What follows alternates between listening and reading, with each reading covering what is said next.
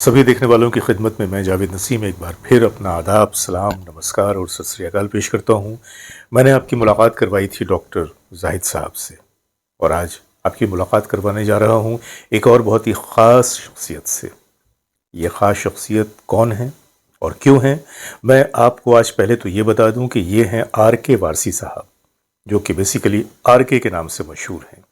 Are के studio, Raj Kapoor, लेकिन ये वो आर के नहीं है, ये हैं रज़ी ख़ान वारसी, जो कि बेसिकली आर के नाम से ही न सिर्फ ये कि यहाँ मशहूर हैं, बल्कि फ़िल्म इंडस्ट्री में भी ये इसी नाम से बुलाए जाते हैं, पुकारे जानते हैं। और इनकी ख़ास बात यह है कि ये एक बहुत ही अच्छे ऑर्गेनाइज़र हैं, बहुत अच्छे अनाउंसर हैं और साथ ही साथ कई फ़नकारों के ये इवेंट मैनेजर हैं, जिनमें एक नाम शब्बीर कुमार साहब का भी आता है और दूसरा नाम शाहिद रफ़ी साहब का भी आता है। मेरा ख़्याल है कि ये जो दो नाम मैंने आपके सामने लिए मोहताज तारुफ नहीं है। तो आज हम चूँकि आर के साहब भी इंडस्ट्री से वाबस्ता हैं, इंडस्ट्री के फ़नकारों से वाबस्ता हैं, तो इनसे हम बातें करेंगे रफ़ी साहब की, थोड़ी खट्टी थोड़ी मीठी। आइए मिलते हैं आर के वारसी साहब से। अभी बात चल रहा था मोहम्मद रफ़ी साहब का। इंडस्ट्री में बहुत सारे प्लेबैक सिंगर के साथ जुड़े हुए हैं, काफ़ी काम भी किया है, फिल्म स्टारों के साथ भी काम किया है। तो इंडस्ट्री में हर तरफ मोहम्मद रफ़ी साहब का हिंदू लोग पूजा करते हैं। और उस दौरान में मैंने सुना कि रफ़ी साहब का जो गाना है वो तबर्रुक है, संगीत के चाहने वाले, संगीत के कदरदान के लिए। रहा सवाल कि मोहम्मद रफ़ी साहब अनमोल नगीना अल्लाह अपने हाथों से उन्हें नवाजा है, बनाया है, और ख़ास उनमें ऐसा रूह अल्लाह ताला ने इजाफा किया, डाला है कि पूरा दुनिया उनका दीवाना है। बिल्कुल सही कहा।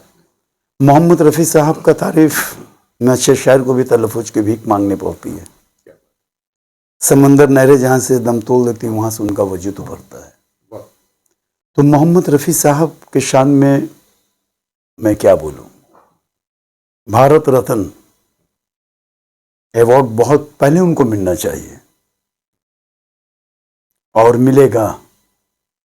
आज हम आप दुनिया के सभी लोग, संगीत के चाहने वाले, वो हिंदू है या मुस्लिम हो, सिख, ईसाई, जितने भी हैं, हर लोग अल्लाह के बारगाह में हाथ उठा के दुआ करेंगे कि 2024 में उनको ये अवार्ड से नवाजा जाए, मोहम्मद रफ़ी साहब का। अब मोहम्मद रफ़ी साहब ऐसे शख्सियत कि पूछिए मत। एक बार मैं सफ़र कर रहा था गाड़ी में शब्बीर कुमार साहब के साथ, तो वहाँ विनोद राठौर का फ़ोन आया। बोले शब्बीर भाई, मैं आपके शहर बड़ौदा जा रहा हूँ, तो मैं आपके गाने से शुरू करेंगे। हाँ, क्योंकि शब्बीर भाई बड़ौदा का है, तो शब्बीर भाई ये सब कुछ मोहम्मद रफ़ी साहब हैं। तो बोले ऐसा भूल मत करना राठौर, आप वहाँ मोहम्मद रफ़ी साहब के गाने से शुरू करना, जबकि ये खुद एक स्टार सिंगर हैं हमारे। जाए तो ये हमारे शब्बीर कुमार साहब हों या मोहम्मद अजीज साहब हों या सोनम हों या इस तरह के और भी दूसरे फनकार हैं, तो ये तो उसी सूरज की किरणें हैं। बेशक सूरज जिसे हम मोहम्मद रफ़ी साहब कहते हैं, उन्हीं की किरणें हैं। और जाहिर सी बात है कि ये जो बड़े बड़े नाम हैं, ये वो फनकार हैं कि जिन्होंने रफ़ी साहब के नाम को और आगे बढ़ाया है, उनकी उस लेगेसी को और आगे की तरफ। बेशक। और रफ़ी साहब के जाने के बाद अनवर साहब और शब्बीर भाई, मेरा ख्याल है कि यही दो नाम बहुत ही प्रोमिनेंट थे। उसके बाद फिर उसमें अजीज़ भाई का इजाफा हुआ बहुत बाद में, हालांकि देवाशीष भी आए। तो इस तरह से ये वो लोग हैं जिन्होंने रफ़ी साहब के नाम को काफ़ी उजागर किया, अपने अपने अंदाज में फिर ढले। लेकिन जैसे कि देवाशीष साहब से भी बात होती है, एक बार अजीज साहब जब जिंदा थे, बाहयात थे, तो एक बार उनसे भी जिक्र हो रहा था कि हम लोग जाते तो हैं अपने शोज लेकर, लेकिन वहाँ पे जो ऑडियंस होती है वो मोहम्मद वो रफ़ी हमसे साहब मुतालबा का, करती है कि रफ़ी साहब के गाने गाएं। रफ़ी साहब का। और हमें भी अच्छा लगता है कि हम उनके गाने गाते हैं लोगों के सामने, जिनके हम प्रस्तार हैं, जिन्हें सुनकर, जिन्हें देखकर हम लोग इंडस्ट्री में आए। तो आप जब बैठते हैं लोगों के साथ, चूंकि आपका ताल्लुक फनकारों से ही है, जी, बातें तो होती होंगी। बिल्कुल होती हैं। तो मिसाल के तौर पे जैसे अगर आप शबीर भाई के साथ बैठे हैं, तो कोई अगर जिक्र आया तो शबीर भाई क्या सिर्फ मोहम्मद रफ़ी साहब के शान में बात करो, क्या और मोहम्मद रफ़ी साहब का ही वो गाना सुनते सुनते तकरीबन उनके साथ में एक बार बाई रोड लॉन्ग ड्राइव में था, 14 घंटा का सफ़र मैंने उनके साथ किया अच्छा। वेस्ट बंगाल में। तो उन्होंने सिर्फ मोहम्मद रफ़ी साहब का ही गाना सुने हैं, क्या और मोहम्मद रफ़ी साहब के लिए वो जीते भी हैं और अब भी मैंने जी तो रहे हैं। कई बार शबीर भाई के प्रोग्राम में देखा है कि वो तो कहते हैं कि बस रफ़ी साहब से ऊपर खुदा है, नीचे रफ़ी साहब हैं। और बल्कि ये भी कहते हैं कि मैं तो ये सोचता हूँ कि अगर मैं रफ़ी साहब के गाने नहीं गाता तो मैं क्या करता। तो ये तो उनकी वो दीवाने रफ़ी हैं, मोहब्बत बहुत का बड़ा पूरा सबूत है ये उनका। मोहब्बत है उनका, और मोहम्मद रफ़ी साहब को बहुत और चाहते कभी हैं। अगर जिक्र आया आपके सामने विनोद राठौर साहब ने कुछ कहा इस बारे में? वही कि वो तो चाहने वाले के चाहत का गाना गाएंगे, मगर उन्हें बीच में रोक दिया जा रहा कि आप मोहम्मद रफ़ी साहब का गाइए।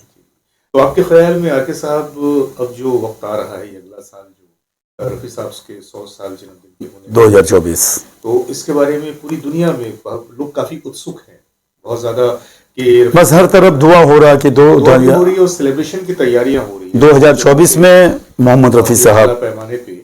उनको नवाजा ये जाए। शहदाइयों में तो सिलेक्शन, बहुत ही सेलिब्रेशन की तैयारियां हो रही हैं, लेकिन क्या आपको लगता है कि 2024 ये वो साल है कि सरकार को लाजिम है कि मोहम्मद रफ़ी साहब को भारत रत्न किया जाए? क्या लगता है आपको? बस नवाजेंगे, नवाजा जाए, मिलेगा। बहुत सारे दुआएं हो रहे हैं उनके लिए। भाई ऐसा है कि हम तो यही दुआ करेंगे कि जो यकीन इनका है, ये यकीन खुदा की ज़ात में, खुदा के दरबार में नहीं, 100 में पहुंच 100% जाए। हम आप क्योंकि सब ये मिलके हमारी दुआ कर रहे हैं। कोशिशें भी हैं, हमारी दुआएं भी हैं कि अब ये वक्त आ गया है कि रफ़ी साहब को उस हक से नवाज दिया जाए नवाज दिया जो जाए। उनका हक और उनका अधिकार था, और जो उन्हें बहुत पहले मिल जाना चाहिए था। लेकिन की बात है कि महज 1967 में एक पद्मश्री का अवार्ड, अगर आप नज़र दौड़ाएंगे तो देखेंगे कि हमारे यहाँ हमारी सरकार ने पद्मश्री, पद्म भूषण, पद्म विभूषण की एक ढेर लगा दी।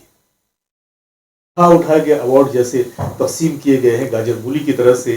हैरत होती है कि ऐसे में एक ऐसा फनकार जो हकदार है, उसको उसके हक से अब तक साहब को 2 बार नेशनल अवार्ड मिले, अलग सी बात है। लेकिन ये जो सिविलियन अवार्ड है जिसपे हमारी निगाहें हैं, और हम में से हर शख्स ये चाहता है कि रफ़ी साहब को उसके हक की अदायगी की जाए। अब देखें हमारी सरकार क्या सोचती है इस बारे में। लेकिन सरकार से मैं अपने चैनल के माध्यम से एक बात जरूर कहना चाहूंगा कि ये वो शख्सियत है कि जिनकी मकबूलियत उनकी 40 सालों के बाद न सिर्फ ये कि बरकरार है, बल्कि दिन ब दिन ये मकबूलियत बढ़ती चली जा रही है। और मुझे ये भी लगता है कि बिला किसी तफरीक के, बिला किसी कंट्रोवर्सी के, बिना किसी कॉन्फ्लिक्ट के, हर धर्म के लोग रफ़ी साहब के रफ़ी साहब की चाहत की बात आती है, उनकी गीतों की बात आती है, या श्रद्धा की बात आती है, तो मैंने देखा है कि हर धर्म, हर जाति, हर बरादरी के लोग एक साथ रफ़ी साहब को प्यार करते हैं, चाहते हैं।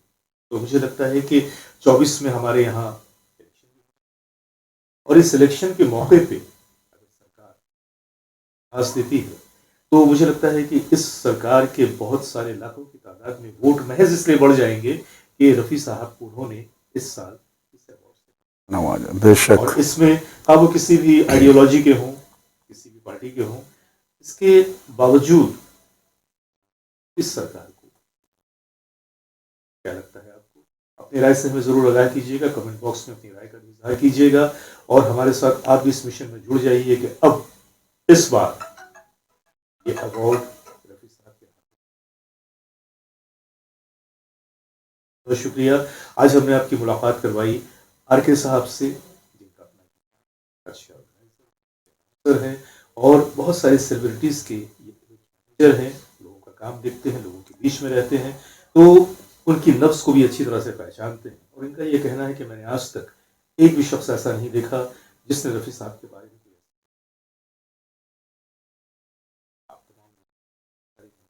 मैं शुक्रिया अदा करता हूँ।